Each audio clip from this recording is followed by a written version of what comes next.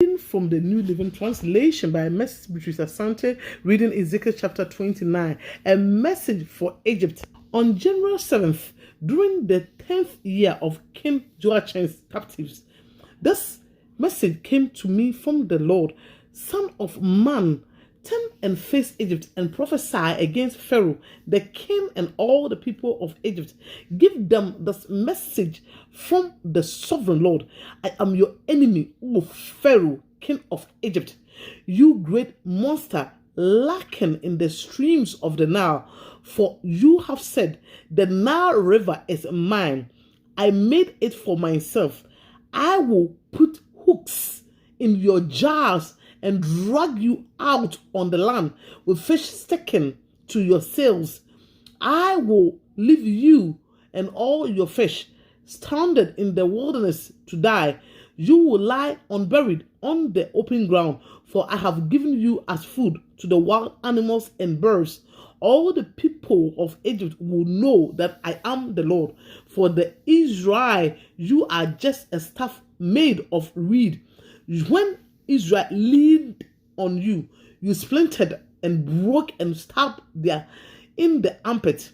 When she put her weight on you, you collapsed and her legs gave way.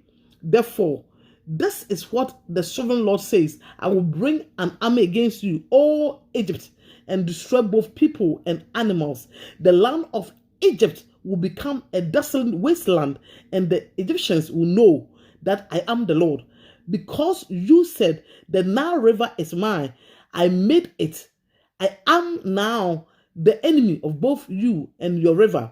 I will make the land of Egypt a total desolate wasteland for Megiddo to Aswan, as far south as the border of Ethiopia.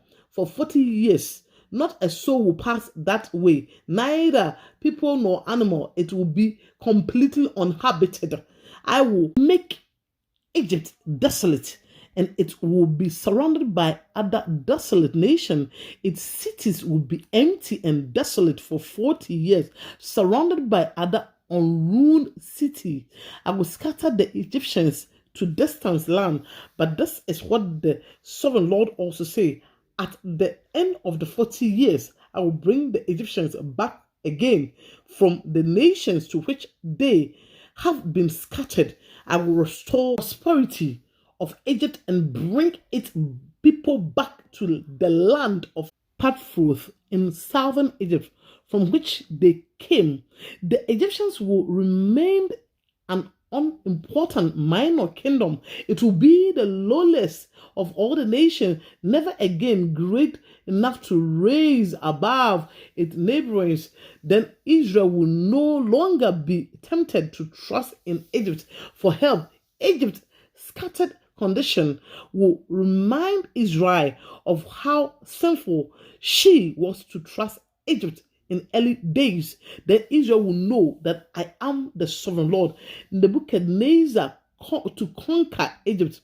On April 26th, the first day of the new year, during the 27th year of King Joachim's captivity, this message came to me from the Lord: Son of man, the army of King Nebuchadnezzar of Babylon fought so hard against Tyre that the warriors' heads were rubbed bare and their shoulders were thrown and breasted. Yet Nebuchadnezzar and his armies won no plunder to compensate them for all their work. Therefore, this is what the sovereign Lord says: I will give the land of Egypt to Nebuchadnezzar, king of Babylon. He will carry off its wealth, plunder everything it has, so he can pay his army. Yes, I have given him the land of Egypt as a reward for his work, says the sovereign Lord, because he was working for me when he destroyed Tyre.